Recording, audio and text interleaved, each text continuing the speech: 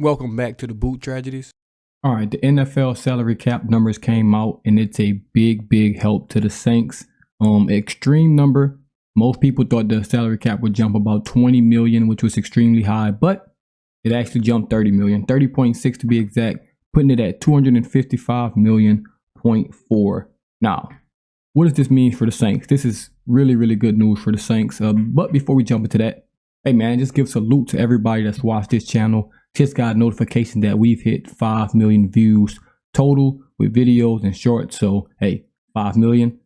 Can't wait for the next 5 million. But back to the salary cap situation, man. What does this do for the Saints? Now, this gives the Saints a lot more wiggle room, a lot more freedom. Now, you know, we're 80 million over the cap, I should say. We're 100 million last year. Doesn't really mean anything to the Saints because the way they set their contracts up, they just converting these guys into like signing bonuses and just lowering that cap hit and kicking it down the road, as they all say. But this helps a lot. We can start off with a couple restructures they've done already. Derek Carr, he restructured his deal, so that's obviously going to keep him around for next year. Then obviously if they restructure it again, then he's going to be around for the 2025 season as well, but we'll cross that bridge when we get there. Eric McCoy, we restructured him as well. Obviously he's going to be the starting center. Basically, when you restructure these guys, it's going to guarantee they're going to be on this roster, basically for the next year. And maybe even the year after that, just because the way the contracts are set up and things like that. So obviously those two guys will be on the roster. You got Cesar Ruiz, who just signed a deal last off season. He's probably going to get restructured soon as well. So those guys been restructured. The Saints are getting cap compliant, but this number helps a lot. This number puts the Saints to only 40 million to go. Only 40 million to go. And Jeff Nowak, let's see if I can find it. He already has some possibilities for the Saints. Cam Jordan, if you restructure him, that's 9.4 million. Demario Davis, restructure him, 8 million. Carl Granderson, 7.2. Taysom, 6.5. Caesar, who I already mentioned, 6.5. And then Tyrann Mathieu, 5.8. You can do all those guys, get to that 40 million number, and then boom, you can keep restructuring guys. If you want to go out and sign some other guys in free agency, like you can see, Ryan Ramczyk, 11.8 million. Already said Cam Jordan, you got Demario Davis, Alvin Kamara, Carl Granderson. It's just options you have with the Saints, options that you probably wouldn't have had if this cap didn't jump $30 million. Now, here's my thing. This is the best news or the worst news for the Saints. Let me tell you why. Now, the cap's jumping to 255, and next year you just assume it'll jump to 260 something and 270 something every year. The cap seems to go up about 8%, man. It's like the stock market. It just keeps going up over time.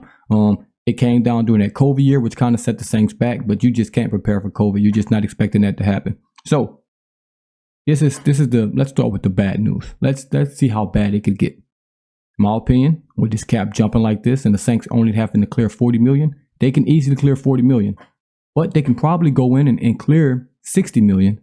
Maybe 70 million. I haven't looked at all the numbers, but they can probably have 20 million, 25 million in cap this summer if they wanted to.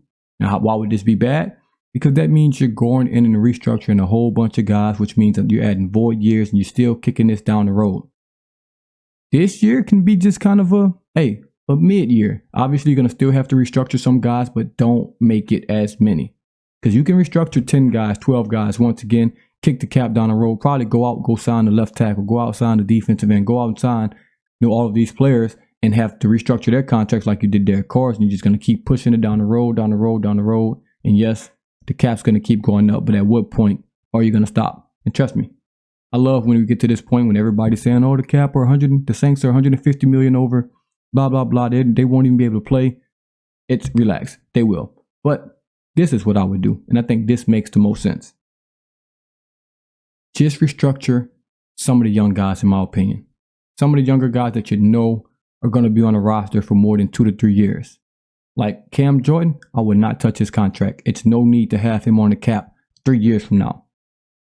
It's no need for him to be on the Saints, Saints paying him or his number counting against the cap 3 years from now. Because let's be honest, he shouldn't count against the cap this year. Because we shouldn't have signed him, but we had to re-sign him. We had to extend him just because of the cap. But now that we got this bump, I would leave his contract alone. If we can get cap compliant by leaving his alone, I would do that. Demario Davis would try not to touch his contract as well.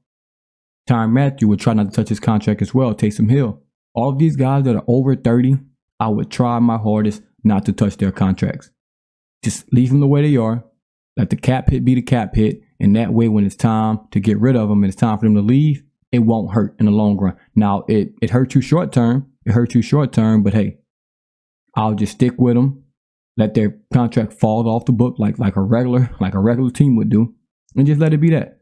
Like and guys like Ryan Ramczyk, man, I would definitely not want to touch his contract just because we don't even know if he's gonna play football. Like his knee's bad, he's injured.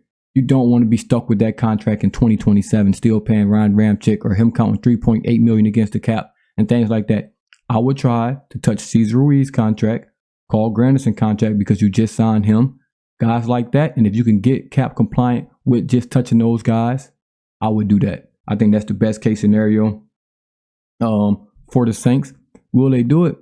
Who knows? Who knows what Mickey Loomis and Kai are doing up there, man? The salary cap's going to keep going up, but eventually you're going to have to, meet this head on. Going to have to meet this head on and slow down just a little bit, and this gives them room. This gives them wiggle room to, hey, maybe we didn't have to restructure 10 guys. Let's just do 7 this year. Let's just do 7. And if we look, I can just, let me search Saints salary cap real quick, man. Saints, okay, well, maybe not. Contracts. And let's just look at a couple people on this team real quick. Let's look at a couple people on this team of guys I wouldn't touch. Just guys I just would not touch.